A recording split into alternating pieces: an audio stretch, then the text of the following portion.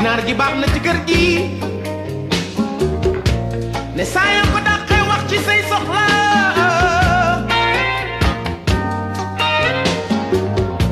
muus mi baax na ci kër gi ne saa yoo ko tuddee waxaale ko say soxla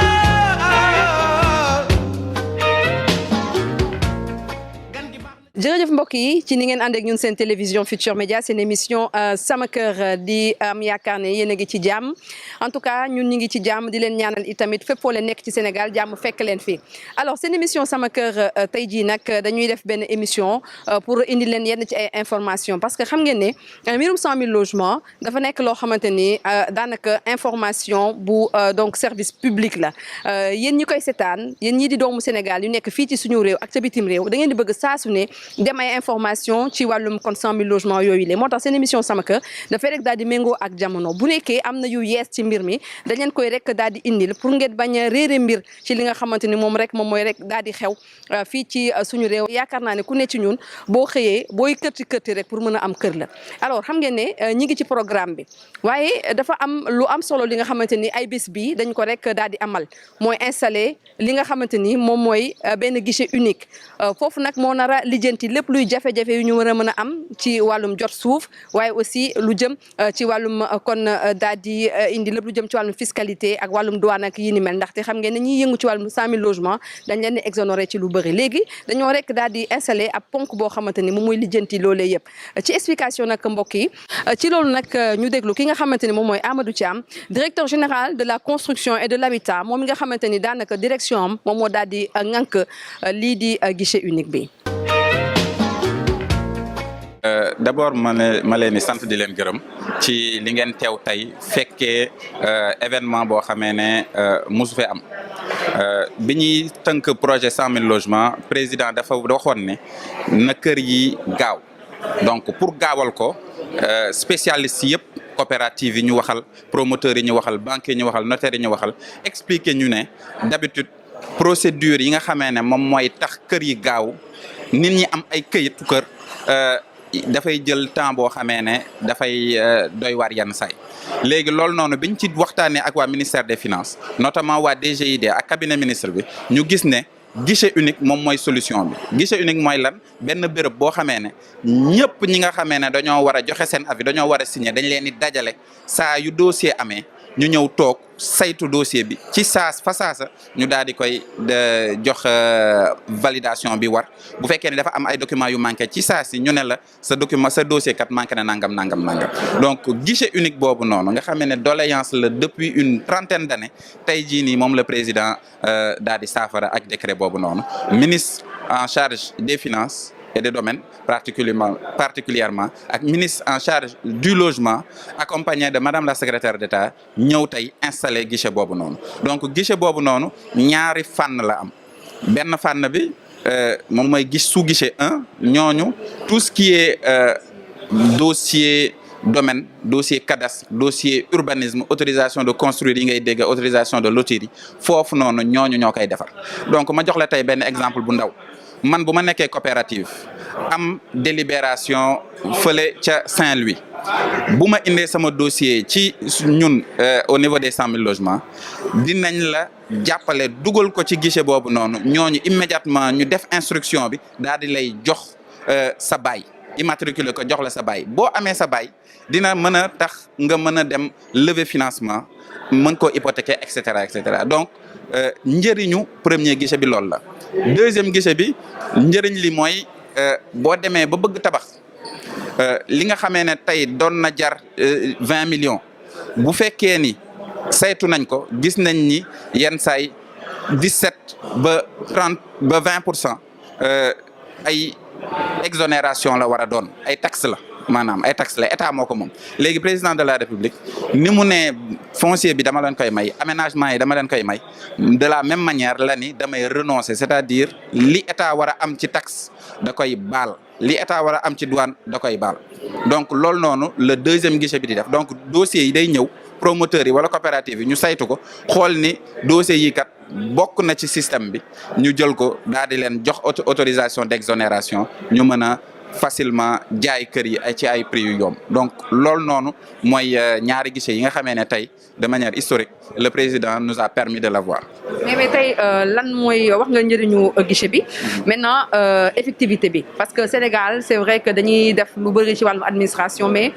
fast track bi daal moom mooy xaw a des. voilà yan assurance lañ ci am ne li ngeen installé tey dana gaaw. voilà tey gis ngeen ni installation bi cérémonie bi 1 heure la durée 45 minutes sax mën nañ ko wax parce que ñun ci fast track boobu noonu la ñu inscrire et ci fast track boobu noonu les deux présidents des deux guichets premier guichet bi directeur général de l'urbanisme et de l'architecture moom moo koy diriger may nañ ko semaine pour mu démarrer sa première réunion et commencer traiter dossier yi donc dans une semaine premier guichet boobu noonu dina travailler le directeur général des impôts et domaines bi nga xam ne moom mooy gérer deuxième sous guichet bi tamit moom it jox nañ ko semaine pour mu convoquer ay membres am commencer liggéey donc pour wane ne fast track bi c'est une réalité et du loo xamee ne dañuy ñëw rek di lancer et te nit ñi duñu liggéey ci ginnaaw donc dans une semaine tout sera opérationnel incha allah. alors dégg ngeen Amadou Thiam lu mu rek daal di wax liggéey bi nag du rek ay wax mais il faut que aussi mu daal di am li nga xamante ni moom mooy ay maanaam évolution nee na nag fi ak ay bés danañ ko rek daal di matal loolu nag incha allahu rabi danañ ko daal di topp mais nag jot nañu waxtaan ak kenn ku nga xamante ni dafa am solo loolu ci biir guichet bi mooy ñi yor wàllum suuf si ci biir impôt et domaine di waa cadastre nag mbokk yi mooy ñi nga xamante ni ñoom ñooy immatriculé daanaka suuf bi fii ci suñu réew. ki ko jiite ñoom waa cadastre expliqué nañu lan moo nar a nekk kon seen liggéey ci mbir mi. maa ngi tudd madame Frérot Demba Dieng nekk directeur du cadastre niveau du Sénégal. tey gis nañ guichet unique bi installé nañu ko guichet unique bi ministre bi dégg nañ ko mu wax léegi c'est pour que liggéey gën a gaaw parce que ku wax wàllum tabax wàllum suuf da ci am solo te cadastre am liggéey bu am solo bu muy liggéey au niveau donc des impôts et domaines ndaxte yéen en fait yéen a yor identité bu suuf bi fii si suñu réew. effectivement ku ni guichet unique pour les logements sociaux je pense que finalité bu mooy ku ne sénégalais bu ne am sa kayitu kër. te ku wax kayitu kër xam ni cadastre am na ci rôle bu rëy bu mu ciy joué ndax su président de la république yombalee mbir bi yëpp mu digtal ñu def ko ci guichet unique dafa bëgg ñu raccourcir les délais pour que waxuma nit ñi am ñu tabax kër yi wala ñu jot ci suuf si mais ñu jot seen kayitu kër parce que finalité bi mooy yor kayitu kër am sa kër et donc ci wàllum liggéey boobu ñun ak sunu naataangoo yi nekk urbanisme yi nekk domaine ak aussi on va dire ceux qui sont les lors des géomètres comment dire privés ci wàllu waa géomètres agréés yi ak aussi les notaires donc ñun ñëpp dañuy ànd xool nu ñuy def pour que ci anam yu néew nit ñi mën a jot seen kayitu kër. liggéey bi naka la nar a demee par exemple au niveau de cadastre parce que sànq maa ngi dégg ne que suuf bi dañ koy def à disposition donc SAFRU daal di koy aménager mais yéen lan moo ci nar a nekk seen taxawaay. xam nga suuf si déjà buñ koy joxe ca kanam ñun ñoo koy njëkk a dem saytu wax li ñu joxe nan la tëddee ba ànd ak suñu collègues yi nekk domaine pour que ñu mën a créer li ñu naan titre foncier déjà bi ñu jox SAFRU. mais xam nga titre bu maire boobu comme on le dit souvent muy titre bu mag bi dañ ko war a daggat mu amaat jur yeneen titre donc liggéey ba nekk ca ginnaaw au-delà dañuy joxe ay avis ci autorisation yi xool ni ñuy taxawalee comment dire kër yi mais liggéey bi nekk ci ginnaaw pour que ñu jot këyit loolu la ñuy xool nuñ koy def ànd ak suñu naataangoo yépp pour que këyitu kër gi mu mën a génn ci anam yu leer parce que ku xam suñu service yi xam nañ ni dañoo bëri ay stock de morcellement mais ce projet là ak moyens yi état teg pour que liggéey bi gaaw je pense que ñun ñëpp dañuy mutualiser pour que nu mu gën a gaawee rek nit ñi jot seen kayitu kër. alors ñi ngi xaarandi nag waa cadastre liggéey bi nga xamante ne war nañ ko rek daal di def parce que bu leen fàttali kon information bi mooy guichet bi nga xamante ni moom la ñu rek daal di installé guichet bi nag ñaari donc sous guichet ñoom ñooy nekk ci biir benn guichet boo xamante ni moom mooy toppatoo lépp lu jëm ci wàllum suuf ci wàllum immatriculation suuf bi mais aussi wàllum autorisation de construire rek yi ni mel beneen pàcc bi moom mooy lijjanti lépp lu jëm ci wàllum koppar gi maanaam lu jëm ci wàllum impôt et domaine lu jëm ci wàllum douane ak yi ni mel loolu beneen pàcc bi moom koy rek daal di lijjanti mais nag ñi nga xamante ni itamit ñoom ñoo gën a am solo sax daanaka ci wàllum logement fii ci suñu réew di promoteurs yi ñoom à travers seen regroupement am na lu ñu wax mu nekk lu am solo nee nañu naam guichet unique bi ñu jagleel wàllum 100 000 logements yi baax na waaye nag buñ ko gënoon a yaatal ci ñi kon daal di yëngu ci wàllum tabaxum logements sociaux dina nekk kon lu am solo kaka wax nag moom moo jiite regroupement des promoteurs privés du Sénégal Babacar Faye lay wuyoo ñu teewlu ay kàddoom. waaw xam nga guichet unique bi lu baax la parce que ñun ci suñu bopp proposé nañ ko président ci conseil présidentiel bi pour que ñu simplifier les procédures schématiser les procédures administratives pour que affaire bi gën a gaaw waaw c'est une bonne chose mais xam nga toute institution dépend ci nit ñi koy animer su fekkee ñu koy animer amuñu volonté gaawal affaire bi tam affaire bi du gaaw donc c'est surtout les acteurs yu nekk ci biir comme que les promoteurs immobiliers malheureusement ne font pas partie du guichet unique l'administration yi bokk ci guichet unique bi su fekkee ne vraiment ñu leen di fay représenter liggéey nañ ko normalement lu baax lay doon toute la question nag mooy que est-ce que dinañ am cette volonté que le président a affichée pour aller vite parce que en général en haut on décide mais ci biir administration yi ci structure yi il y a des lenteurs donc on ne connaît pas encore les délais de traitement ce qui est dommage aussi mooy que un instrument comme ça ñu def ko uniquement pour les 100 000 logements je pense que mu doon ministère bi di doon les autorités on doit repenser les 100 000 logements actuellement il faut ñu restructurer les 100 000 logements parce que ñu ngi koy wax bu yàgg ba léegi mu ngi traîner il faut ñu restructurer parce que ñun lu ñuy def en dehors des 100 000 logements xam nga ci 100 000 logements yi la bokk déjà il faut que ñu repenser les 100 000 logements parce que une mesure comme ça dafa war a concerner de manière générale toute la promotion immobilière tous les logements il y a des gens ci 100 000 logements c'est un élément ça doit être un élément de la politique d'habitat de l'État c'est-à-dire que ñu def programme des 100 000 logements guichet unique dañu war a def politique de l'habitat du Sénégal guichet unique mais pour ça aussi xam nga sur le plan juridique il faut modifier les textes parce que au niveau de la loi il y a déjà des règles notamment sur les délais les 28 jours les 48 jours que l'administration ne respecte jamais parce que l'administration ne le respecte pas parce qu'ils ne sont pas mobilisés autour des objectifs de vitesse des autorités donc c'est dommage que ñu koy def ci 100 000 logements yi parce que 100 000 logements yi en fait c'est un cadre élastique ñun lu ñuy liggéey actuellement am na ay promoteurs immobiliers yoo xam ne ñu ngi def des logements sociaux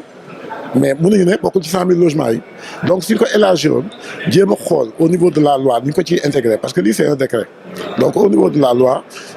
adopter cette institution là ferait que dina am une portée générale et pour toute la promotion immobilière mais comme c'est un premier pas c'est très bien c'est bon d'institutionnaliser mais nag c'est bon aussi de parler aux acteurs yoo xam ne ñooy animer ces institutions là pour que ñu aller plus vite bon loolu rek laa ci gis mais sinon globalement bon nous on n'a pas de problème particulier pour ça.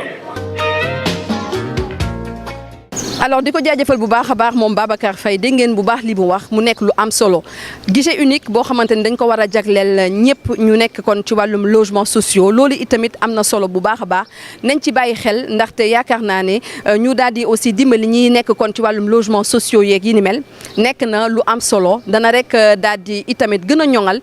liggéey bi mais surtout ñi nga xamante ni ñoom ñoo war a jot kon ci kër yi ñu daal di koy jot ndaxte wax naa ko sànq mbirum 100 000 logements dafa nekk loo xamante ni information de service public la boo xamante ne ñëpp ci war a rek daal di jot ndaxte ku ci nekk yaa ngi toog fa nga toog di rek daal di am ay questions yu bëri yu jëm kon yu jip ci sa bopp te loolee il faut ñun ñu dimbali leen pour ngeen jot ci information googile maanaam naka nga ciy jotee financement bi naka lay demee et puis lu gën a am solo kañ la ñuy tàmbali kon di saytu ñan ak ñan ñoo war a mën a jot kon ci programme bu 100 000 logements yooyu mais surtout accompagnement bu ci rek war a am mais nag mbokk yi li am solo aussi moom mooy fàttali mbokk yi ne 100 000 logements yi dafa nekk benn programme boo xamante ni naam njiitu réew mi moo ko rek daal di fësal mais loolu nag du pour Massamba du pour Mademba mais pour donc askan wi la te leneen ci information mooy kër yi ay kër yu yomb la maanaam warta dépasser kon 12 millions de francs CFA mais loolu yëpp nag ay information la lu ñu leen nar a indil kon seen émission sama kër wax naa leen ko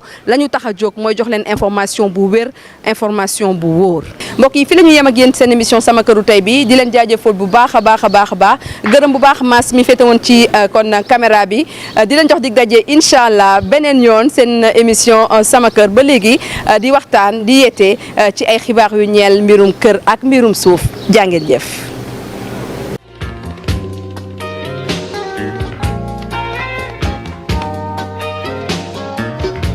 ginaar gi baax na ci kër gi ne saa yoo ko dàqee wax ci say soxla